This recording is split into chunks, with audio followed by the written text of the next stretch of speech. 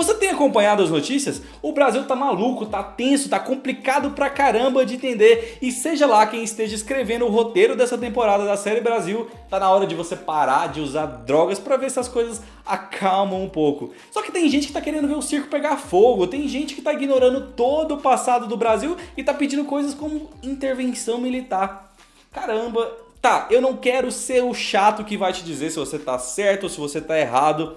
Eu acho que você pode fazer isso muito bem, tomar essa decisão própria, se você tiver as suas referências, os seus argumentos, os seus exemplos para pensar sobre a situação. Então, esse que é um canal de cinema, vai preparar para vocês uma lista que vai falar sobre intervenção militar, só que de um jeito um pouquinho diferente. Normalmente a gente vai falar sobre esse tipo de assunto, a gente pega, sei lá, documentários, a gente pega um livro de história, coisa que eu acho que tem muita gente ignorando por aí. Só que esse tipo de coisa é maçante, é difícil de engolir e de repente a pessoa não gosta muito da visão que o documentário está passando.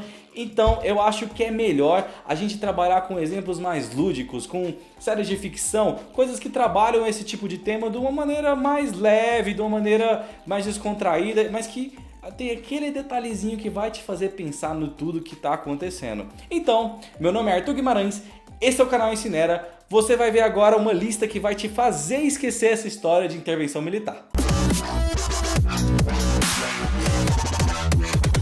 E o primeiro da lista é uma saga dos nerdões. É inconcebível que alguém que goste desses filmes aqui queira intervenção militar. Eu estou falando de Star Wars. Aliás, quem sou eu para explicar Star Wars para alguém? É muito improvável que você não conheça nada sobre a história. Basicamente, nós temos um universo muito semelhante ao nosso, onde existem os famosos Jedi. Os Jedi foram exterminados pelo Império Galáctico, que governa a galáxia com mão de ferro. São basicamente um grupo militar que garante que o poder fique na mão de poucos e espalha a miséria pelos planetas. E se você torcia pelo Luke, Leia, Han Solo e Chewie e a Aliança Rebelde, não faz nenhum sentido você apoiar um golpe e o controle por um grupo militar. Ah, mas e você vai me dizer que no mundo real as pessoas não se comportam como em Star Wars, de forma tão vilanesca e mesquinha. Mas o próximo filme da lista, ele na verdade tem um pano de fundo bastante real, coisa que aconteceu aqui no nosso mundo. O Labirinto do Fauno conta a história de Ofélia e sua mãe que está prestes a dar à luz. Elas mudam para um acampamento militar no meio da Guerra Civil Espanhola. É lá que Ofélia conhece seu novo padrasto, o Capitão Vidal. Ele é um representante do Estado militar e opressor que tenta tomar conta do país. Por mais que ele fosse considerado um ótimo soldado, é com a população local e com os soldados que você descobre como é que é dar poder para alguém tão mesquinho assim, para uma pessoa tão horrível. Ele se revela um sádico, uma pessoa acima da lei que comanda com mão de ferro seus subordinados espalhando preconceito e sadismo. É claro, eu não entendo os detalhes ali que o Labirinto do Fauno tem uma história fantasiosa ali por trás também, da menina que na verdade ela é a reencarnação de uma princesa e tudo mais, mas isso você vai ver assistindo o filme, tá bom? Agora um outro filme que na minha opinião é fantástico e que é baseado em fatos reais e que mostra muito bem o que é dar poder na mão dessas pessoas.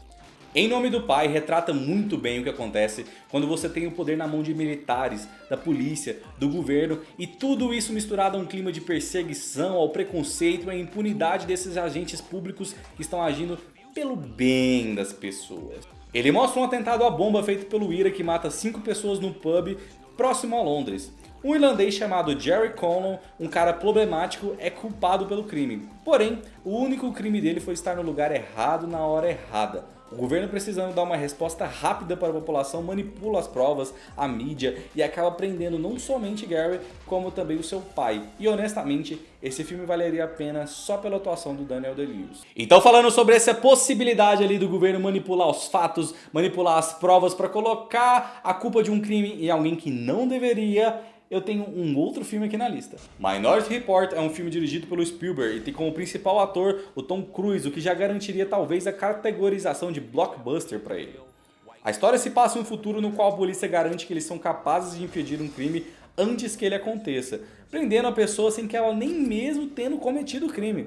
O personagem do Tom Cruise trabalha para essa polícia e é em certo momento identificado como o futuro assassino de um homem que ele nem conhecia. o que leva a gente a questionar muita coisa, como as nossas liberdades individuais, até onde vai o poder do Estado para reprimir um crime e o poder da mídia. Faltam agora 2 filmes pra gente finalizar aqui essa lista, e se por acaso você tem algum comentário sobre os filmes que eu já falei, você pensou em algum outro filme, se você tem qualquer coisa para sugestão para fazer sobre esse vídeo, deixa aqui nos comentários, você tem esse espaço garantido para você. E agora a gente vai falar de um filme que muita gente gosta mesmo, é um filme que marcou, que criou um personagem pop da nossa cultura hoje no dia a dia, e muitos grupos na internet resolveram assumir a sua identidade. Eu estou falando de V de Vingança. Esse filme mostra o futuro assolado pela guerra. Nele, um governo fascista se ergue na Inglaterra controlando tudo e a todos. Você não pode conversar na sua própria casa sem que os agentes do governo estejam de olho em você. É uma releitura do nazismo com direito a campos de concentração, uma máquina de propaganda do governo e o controle da população pela força. Mas é nesse cenário que surge uma figura emblemática, Vi, que nas suas próprias palavras dizia: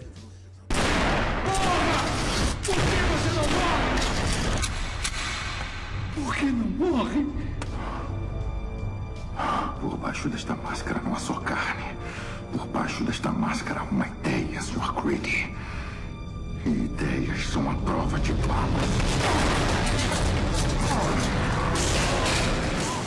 Por último, nós temos um filme bem peculiar que muita gente especula se não seria uma referência ao Brasil na época da ditadura militar, mas os autores já disseram que não, tem entrevistas aí garantindo, apesar das várias especulações e aí de teorias que as pessoas criam em cima do nome desse filme. É um filme que não fez muito sucesso, não é um filme que todo mundo gosta, mas o nosso país também é meio que assim, né? É um filme que virou cult hoje em dia e ele é chamado Brasil. No filme nós temos um futuro meio esquisito, a gente pode até chamar de futuro antigo, algo assim. É nesse futuro que nós temos uma sociedade repleta de burocracia, cirurgias plásticas a cada esquina, grandes festas da elite e bombas explodindo em restaurantes. É claro que ali também temos um governo repressor que passa a perseguir o personagem principal. Um cara qualquer, que não ligava pra política, que trabalhava em uma repartição pública e que sua mãe acaba se apaixonando por um militante terrorista. Diferente dos filmes anteriores, todo o visual do filme, o exagero da burocracia, da força policial, acabam causando risos. Nada que nós aqui no Brasil também não estejamos acostumados. A luz meio que foi acabando aqui do vídeo, eu não percebi, foi ficando mais escuro, eu vou tentar dar uma corrigida na edição. Se por acaso você gostou desse vídeo, deixa um curtir, se inscreve no canal, deixa um comentário, você vai ajudar muito o canal fazendo isso. Semana que vem, ou essa semana na verdade, eu não sei quando esse vídeo está sendo publicado, eu vou fazer os vídeos sobre os países do mundo novamente, pra gente conhecer um pouquinho dos filmes de outros lugares, filmes diferentes que a gente não tá tão acostumados assim a ver. Um abraço. Se preocupa com o nosso país, que talvez vai acontecer muita merda ainda, eu espero que não, mas se preocupe caso aconteça. Um abraço então e tchau!